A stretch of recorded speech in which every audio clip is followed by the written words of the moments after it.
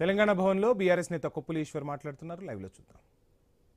ఎక్కిన టెండర్లు పిలిచి మరి ఈ నిబంధనలు అంటే జీవో ఆర్టీ నెంబర్ 1 కూడా తుంగలో దొక్కే ప్రయత్నం చేశారు. అదేవిధంగా ఈ లెదర్ పరిశ్రమకు సంబంధించినటువంటి జీవో 10 వీళ్ళు కూడా ప్రభుత్వ శాఖలు, గురుకుల పాఠశాలలు, పోలీస్ శాఖ కావచ్చు, వీటన్నిటికి కూడా ఈ Telangana leather industries promotion corporation limited ద్వారానే కొనుగోలు చేయాలనేటువంటి ఒక జీవో తీసుకొచ్చిండ్రు, జీవో నెంబర్ 110.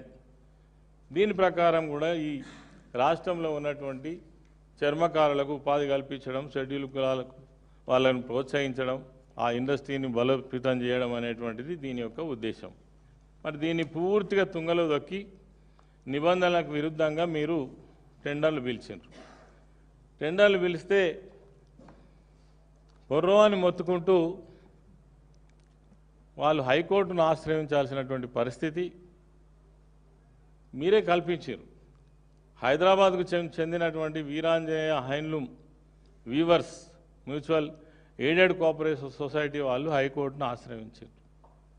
హైకోర్టును ఆశ్రయిస్తే ప్రభుత్వం తానే జారీ చేసిన జీవోను ఉల్లంఘించిందని, అదేవిధంగా చేనేత వస్త్రాలు కొనుగోలు టీఎస్కో ద్వారానే జరగాలని ఉన్నప్పటికీ ప్రైవేట్ సంస్థలకు అవకాశం ఇవ్వడం చేనేత కార్మికులకు నష్టం జరిగిందని హైకోర్టు భావించి మరి 25/2/2026 ఈ టెండర్ నోటిఫికేషన్ ఇచ్చినటువంటి నోటిఫికేషన్ను హైకోర్టు పరిశీలించి దీంట్లో అనేక అవకతవకలు జరిగినాయని, ప్రభుత్వం ఇచ్చినటువంటి ఏదైతే సమాచారంలో తప్పులు ఉన్నాయని ఈ టెండర్ను రద్దు చేయడం జరిగింది.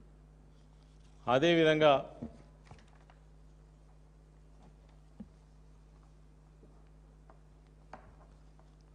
ఈ జీవో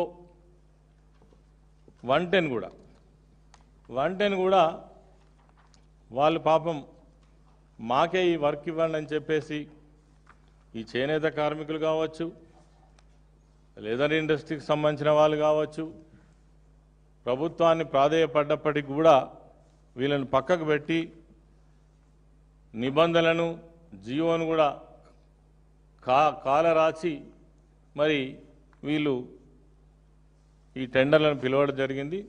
దీనికి హైకోర్టు మొట్టికాయలు వేసి ఈ టెండర్లను రద్దు కూడా చేయడం జరిగింది. రద్దు చేస్తూ హైకోర్టు ఆదేశాల మేరకు టెస్కో